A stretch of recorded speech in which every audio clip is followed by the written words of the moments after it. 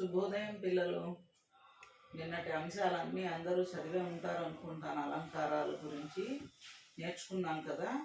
అలంకారాలు రెండు రకాలని, శబ్దాలంకారాలు, అర్థాలంకారాలని. శబ్దాన్ని బట్టి వచ్చేవి శబ్దాలంకారాలని, అర్థాన్ని బట్టి వచ్చేవి అర్థాలంకారాలని. ఈ రకంగా అలంకారాల గురించి నిన్నటి వరకు మనం నేర్చుకున్నాం.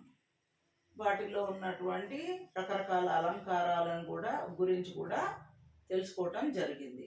ఇవాళ నేను వ్యాకరణ అంశాల్లో మీకు 10వ తరగతిలో వచ్చే ముఖ్యమైన కొన్ని సందుల గురించి వివరించబోతున్నాను. అందరూ శ్రద్ధగా విని వాటిని మీ నోటు పుస్తకాల్లో రాసుకుంటారని అనుకుంటున్నాను.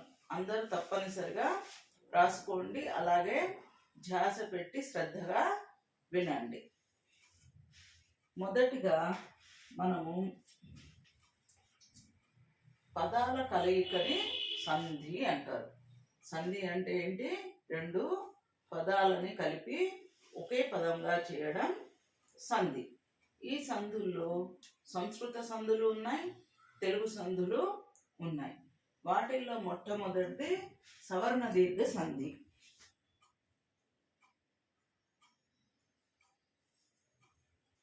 ఇప్పుడు మనకి మామూలుగా సంధుల గురించి అడిగేటప్పుడు కొన్నిసార్లు పదాలు ఇచ్చి విడదీయమంటారు, కొన్నిసార్లు ఇచ్చి సంధి పేరు అడుగుతారు, ఇంకొన్నిసార్లు సంధిని పేరు ఇచ్చి ఉదాహరణలు రాయమంటారు.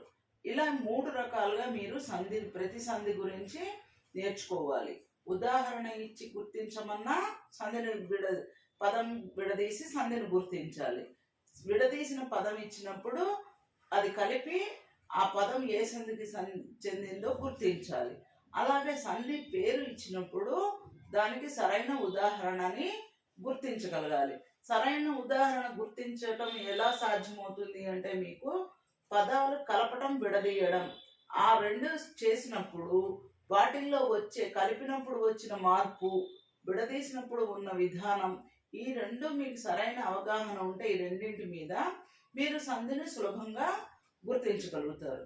అలాగా సంధిని పరిపూర్ణంగా నేర్చుకోవాలి. ప్రతి సంధి గురించి పదం విడదీయాలి, విడదీసినప్పుడు ఏ పదంలో అంటే 2 పదాల్లో మొదటిదాన్ని పూర్వపదం, రెండవ పదాన్ని పరపదం అంటాం. అలా మొదటి పదం చివరి అక్షరం ఏముంది, రెండవ పదంలో మొదటి అక్షరం ఏముంది, ఈ 2 అక్షరాలు కలిపినప్పుడు వచ్చిన మార్పు ఏంటి, దాన్ని బట్టి సంధిని గుర్తించగలుగుతారు.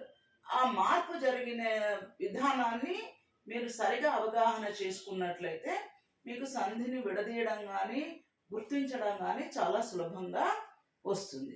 కాబట్టి ఇప్పుడు మళ్ళీ చెప్తున్నాం. మనం ఇవన్నీ చాలాసార్లు తరగతి గదిలో చెప్పుకుంటూనే ఉన్నాం, ప్రతి పాఠంలో వచ్చే సందులన్నింటినీ.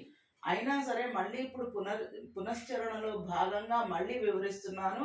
ఇంతకు ముందు సరిగా వినని వాళ్ళు ఎవరైనా ఉంటే ఇప్పుడు మళ్ళా శ్రద్ధగా వినండి, విని అర్థం చేసుకోండి. మొదటిది సవర్ణ దీర్ఘ సంధి. సవర్ణ దీర్ఘ సంధి దీని సూత్రం ఏంటి? ఫస్ట్ సూత్రం నేర్చుకోవాలి. సూత్రం వస్తే సూత్రం ప్రకారం మనం పదాలు విడదీసి కలిపినప్పుడు జరిగిన మార్పును గుర్తించి సంధి పేరు సులభంగా గుర్తించగలుగుతాం. సో సవర్ణ దీర్ఘ సంధి సూత్రం ఏంటి? ఆ, ఈ, ఊ, లకు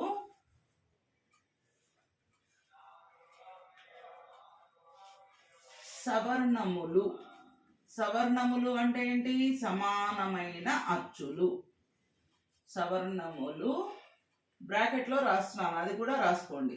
సమానమైన అచ్చులు.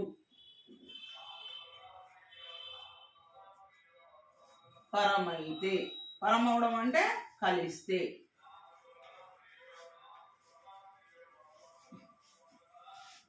కలిస్తే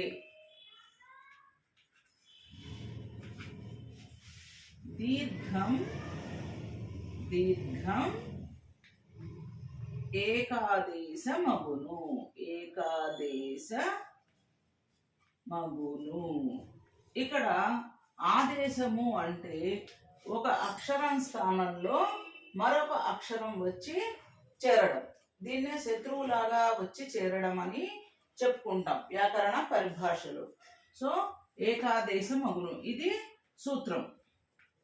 అంటే ఇక్కడ మీరు తెలుసుకోవాల్సింది ఏంటి అంటే ఈ ఆకి ఆగాని ఆగాని వీటికి మళ్ళా ఆగాని ఆగాని ఏది పరమైనా వచ్చేది దీర్ఘం. ఏమా అలాగే ఇకారానికి కూడా అంటే ఈ గాని ఇక్కడ పూర్వపదంలో, పరపదంలో ఈ గాని ఈ రెండిట్లో ఏది కలిసినా వచ్చేది దీర్ఘం. ఆ దీర్ఘం పూర్వపదం మొదటి చివరి అక్షరానికి వస్తుంది. మళ్ళా మీకు ఉదాహరణలు కూడా చెప్తా నేను. అలాగే ఊ గాని వీటికి రు గాని రూ గాని ఏది కలిసినా వచ్చేది దీర్ఘం. అలాగే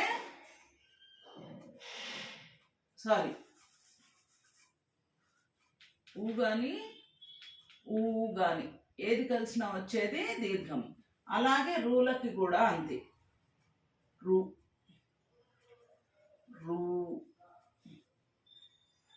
కి మళ్ళా రూ ఏది కలిసినా వచ్చేది దీర్ఘం. అంటే సూత్రాన్ని పూర్తిగా రాసుకున్నాం మనం. ఆ ఈ ఊరులకు సవర్ణములైన అంటే సమానమైన అచ్చులు పరమైతే కలిస్తే దీర్ఘం ఏకాదేశం అగును. దీర్ఘం ఆదేశంగా వస్తుంది.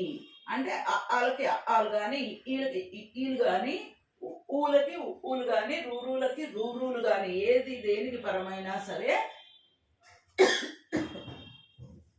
మనకు వచ్చేది మాత్రం దీర్ఘం వస్తుంది. దాన్ని ఇప్పుడు మనం ఉదాహరణ సహితంగా నేర్చుకుందాం. చూడండి ఉదాహరణ.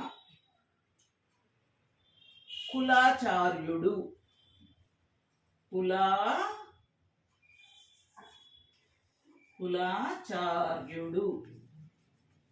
కులాచార్యుడు విడదీస్తే చెప్పండి. కుల ప్లస్ ఆచార్యుడు. అవునా?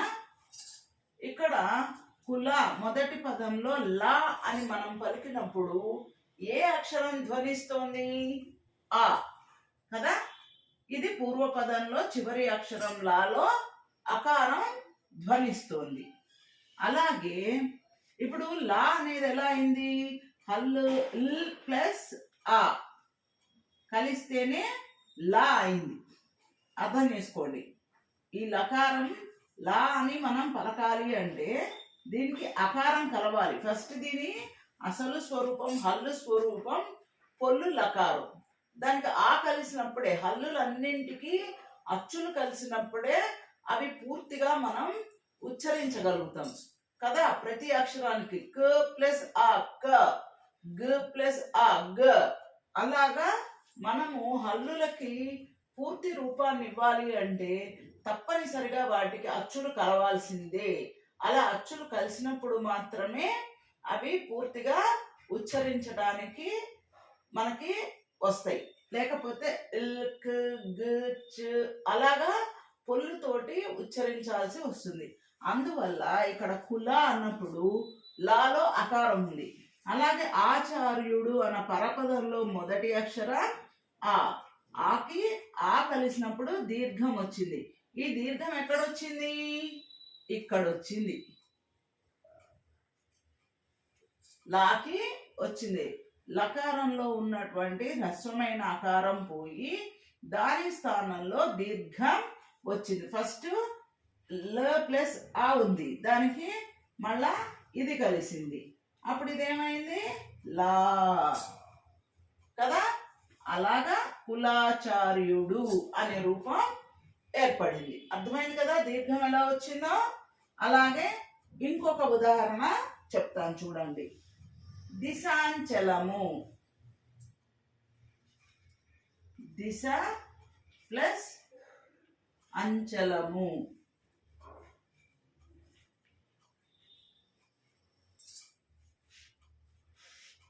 అవునా? ఇక్కడ కూడా అంతే.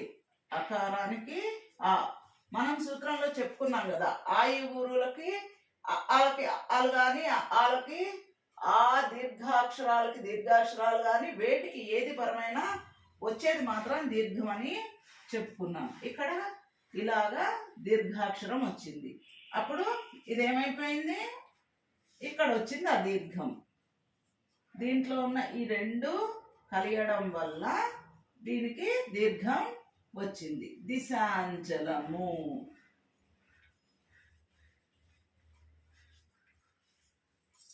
అవునా కదా?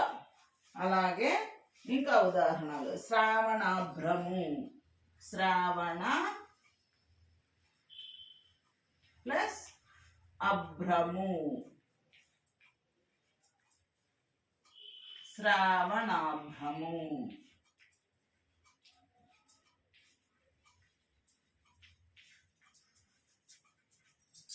అవునా? ఇలా నేను మీకు ఇంకొన్ని పదాలు ఇస్తాను. వీటికి అందరు రాసుకున్నారు కదమ్మా. నేను కొన్ని ఉదాహరణలకి సంబంధించిన పదాలు ఇస్తాను. మీరు వాటిని విడదీసి వాటి సంధిని గుర్తించండి. సవర్ణ దీర్ఘ సంధి అర్థమైనట్టే కదా అందరికీ. నెక్స్ట్ గుణ సంధికి వెళ్దాం. వీటన్నింటికి నేను చివరిలో ఉదాహరణలు ఇస్తాను. వాటిని విడదీసి ఏ సంధిలో గుర్తించండి. ఓకేనా? నెక్స్ట్ మనం చెప్పుకోబోయేది గుణసంధి. రెండవది గుణసంధి. గుణ సంధి. దీని సూత్రం ఏంటి? అకారానికి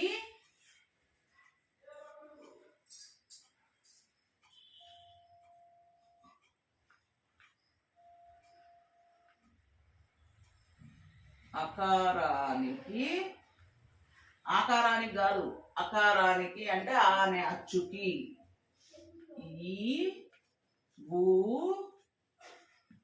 రూలు పరమైతే, పరమైతే అంటే కలిస్తే. మొదటి సంధిలో ఇచ్చా కదా అర్థాలు. పరమైతే క్రమంగా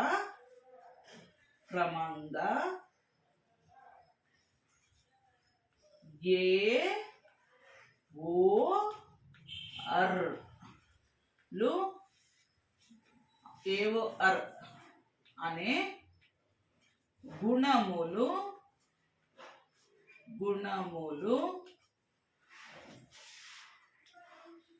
ఆదేశంగా వస్తాయి.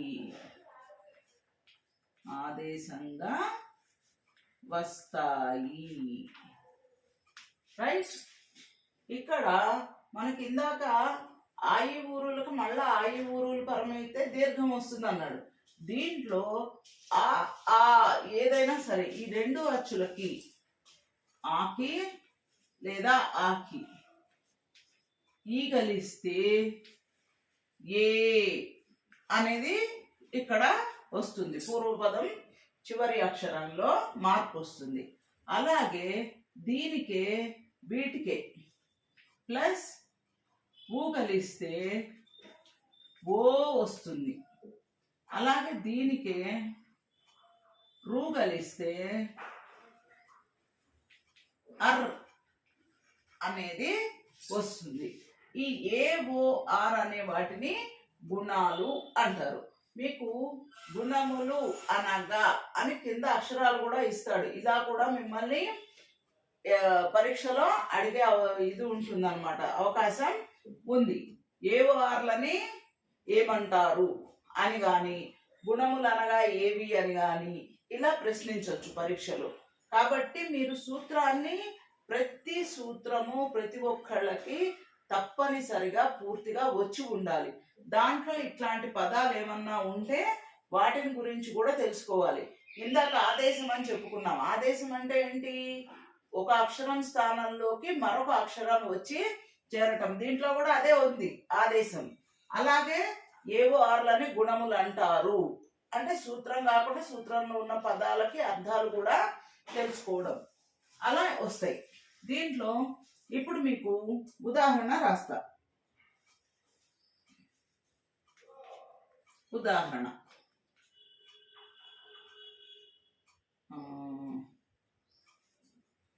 గర్వోన్నతి. గర్వ ప్లస్ ఉన్నతి కదా. గర్వ అన్నప్పుడు మళ్ళా అకారం ధ్వనిస్తోంది. దానికి ఊ పరంగా ఉంది. పరపదంలోని మొదటి అక్షరం ఊ పరంగా ఉంది. అప్పుడు ఈ రెండిటి స్థానంలో ఏ అక్షరం వస్తుంది? ఓ వస్తుంది. అర్థమైందా? అది మామూలుగా అయితే గర్వ ప్లస్ ఉన్నతి ఊ కలిస్తే గర్వున్నతి అవ్వాలి. కానీ ఈ ఉకారం పరమైనప్పుడు దీని బదులుగా ఇక్కడికి ఓ వచ్చి చేరుతోంది. దీని స్థానంలో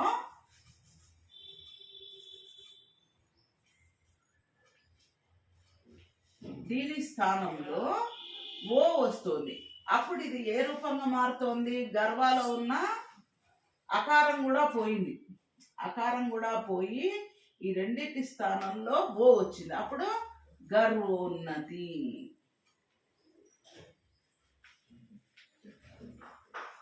ఇలాగా మారింది. మొదట విడివిడిగా ఉన్నప్పుడు గర్వ ప్లస్ ఉన్నతి, విడివిడిగా పదాలు ఉన్నప్పుడు గర్వాలో అకారం ఉంది. దానికి ఉన్నతిలో ఉకారం కలిసినప్పుడు ఏమైపోయిందంటే ఈ రెండు అక్షరాల స్థానంలో ఇవి రెండు పోయి వీటి స్థానంలో ఓ అనే అక్షరం వచ్చేసింది. అంటే ఇక్కడ ఫస్ట్ ఉన్నదేమో ర్ ప్లస్ ఆ ప్లస్ ఊ. అర్థమైందా? అప్పుడు తర్వాత ఏమైంది? ఈ అకారానికి ఊ కలిసినప్పుడు ఈ రెండిటి స్థానంలో ఓ వచ్చింది. రుకి వచ్చి రో అయింది. అర్థమైందా మార్పు? గర్వోన్నతి అలాగా వచ్చింది. ఇంకొకటి చూద్దాం. ఇంకొక ఉదాహరణ. సర్వేశ్వర.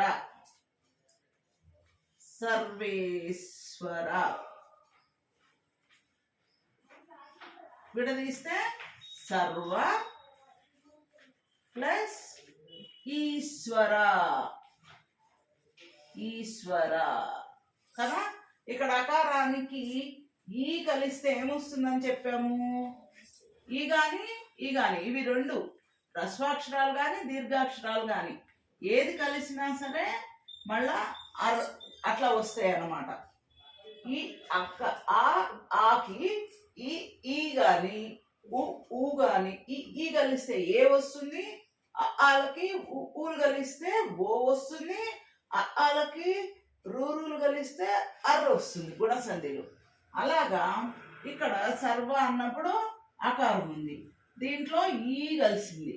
ఇప్పుడు సూత్రం ప్రకారం ఏం రావాలి? ఇక్కడ ఏ కదా. అంతే కదా. అకారానికి ఈ ఊరులు ఆ అనే అచ్చులకి ఆలకి ఈ ఊరులు కలిస్తే ఏ ఓ ఆర్ అనే అక్షరాలు వస్తాయి అని చెప్పాడు. ఆదేశంగా వస్తాయి అని. అంటే వీటిని తొలగించి వాటి స్థానంలో ఆ అక్షరాలు వస్తాయి అని చెప్పాడు కదా. అలాగా ఇక్కడ కూడా అంతే. మొదట రుకి ఆ ఉంది, తర్వాత దానికి ఈ కలిసింది. అప్పుడు ఈ రెండింటి స్థానంలో ఇది వచ్చింది. ఏ వచ్చి రే అయింది. సర్వేశ్వర అని ఇలా రూపం వచ్చింది. అర్థమైన గుణసంధి చాలా సులభం. ఆలకి ఈ ఊరులు కలిస్తే ఏ ఓ ఆర్ అనే గుణాలు ఆదేశంగా వస్తాయి. అంతే. ఈ ఆలకి ఈ గాని కలిస్తే ఏ వస్తుంది.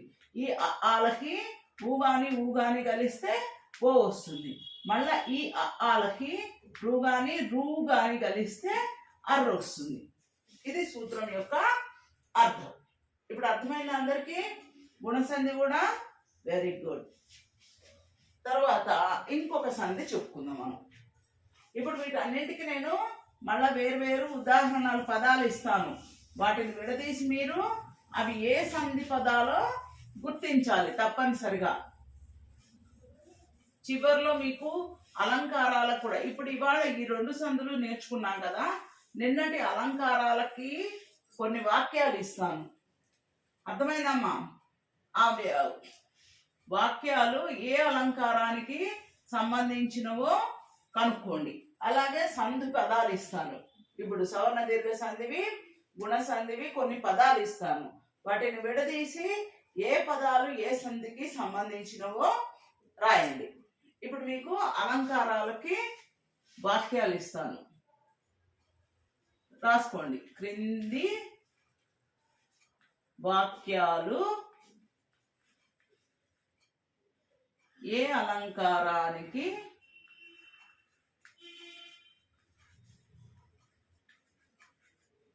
చెందినవో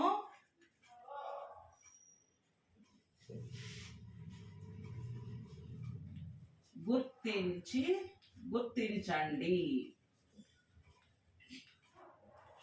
ఇది మీకు హోంవర్క్ ఏమా? ఎందుకంటే మీరు ఎంతవరకు అర్థం చేసుకున్నారో తెలియాలి కదా, అందుకని అన్నమాట. కొన్ని వాక్యాలు ఇస్తాను, అవి ఏ అలంకారాలకి సంబంధించినవో మీరు కనుక్కొని రాయాలి.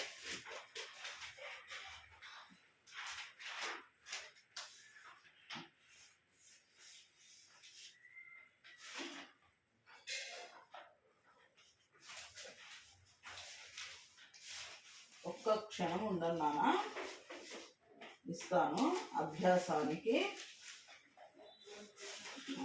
ఇస్తాను. ఎస్,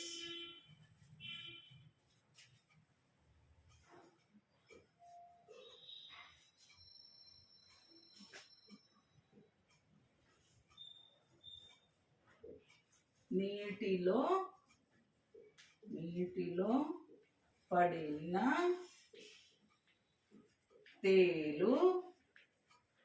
తేలుతుందా?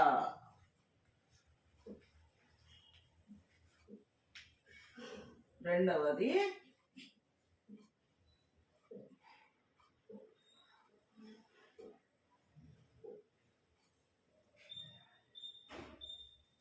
బతుకాటలో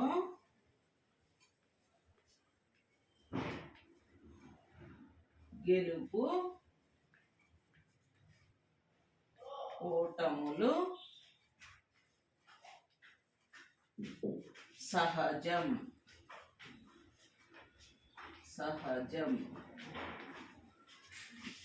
మూడోది,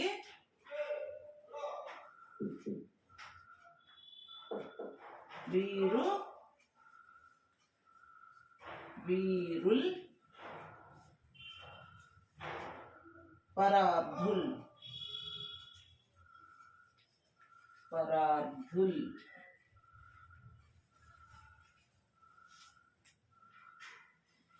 ఇంకొకటి,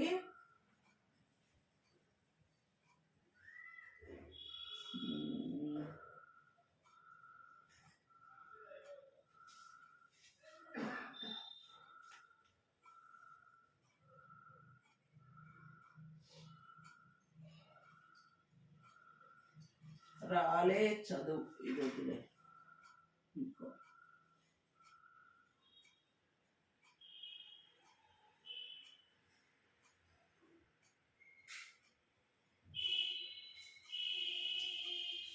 చిన్న వాక్యం ఇస్తా మీకు.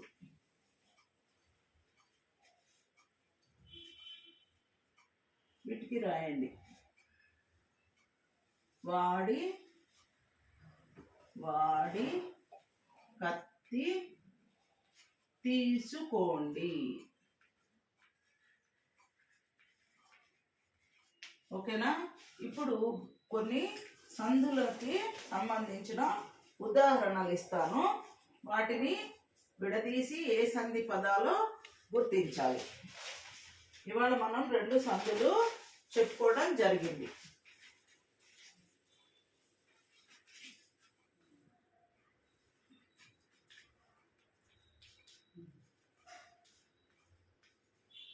క్రింది పదాలు విడదీసి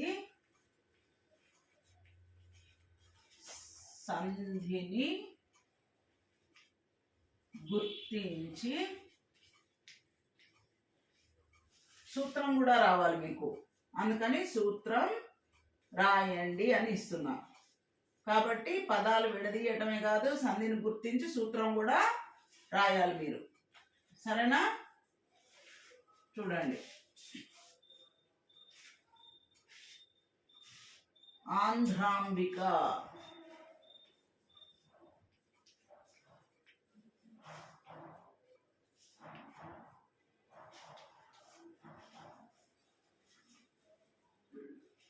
భాగ్యోదయం,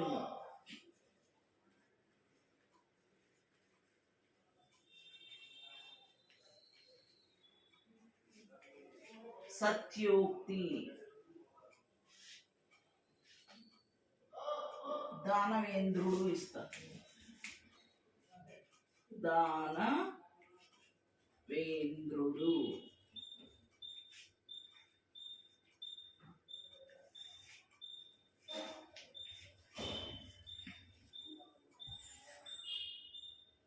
సీతామృతం,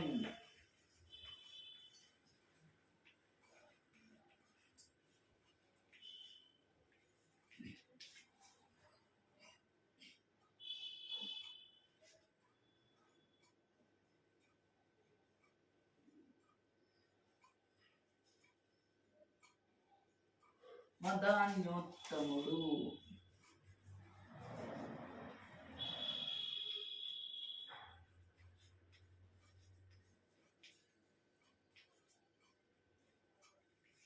ఇంకొకటి ఇస్తాను.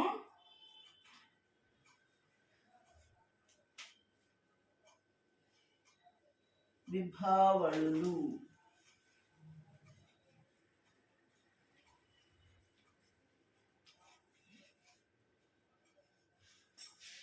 ఓకే. వీటికేమో ఇవి ఏ అలంకారాలో గుర్తించాలి. కింద ఉన్న పదాలను విడదీసి ఏ సంధికి సంబంధించినవో, ఇవాళ మనం రెండే సంధులు నేర్చుకున్నాం. ఒకటి సవర్ణదీర్ఘ సంధి, రెండవది గుణ సంధి.